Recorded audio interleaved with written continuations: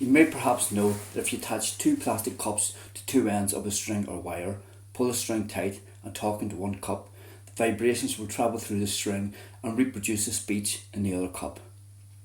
If you ever wonder how radio waves work, it is exactly the same mechanism. Space is not empty. Neo-string theory proves it can't be. When we send radio waves, they are vibrations moving through the strings which hold the universe together. When we tune into radio, we pick up the vibrations within a certain range of frequencies and amplify the sound again, just like the second cup does. It's slightly more complicated because the radios process the vibrations in different ranges, but fundamentally it's the same process. It is ripples in the strings which carry the vibrations.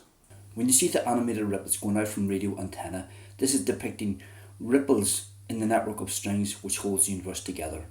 But the strings themselves are about 1,000,000 trillion times thinner than a human hair. So small it's mind-blowing.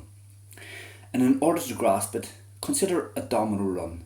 When we see the running movement, what we see is the energy moving. The dominoes just move temporarily as they fall and knock the next one, but effectively they don't move position.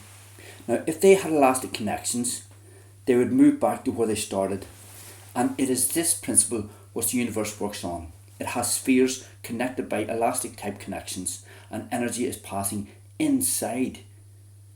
The speed is mind-boggling. Each atom in our body is made of rotating waves, super tiny whirlpools or vortexes, twisting the fabric as they pass inside, giving the illusion that we inhabit solid bodies. Because they move so fast, it feels like solid bodies. After we pass, the spheres pull back to rest until the next waves pass. Our bodies and all matter are spinning waves moving through the space-time fabric, twisting it into shape as we pass at up to thousands of kilometers an hour. It's mind-boggling, but it is what makes sense out of everything in physics.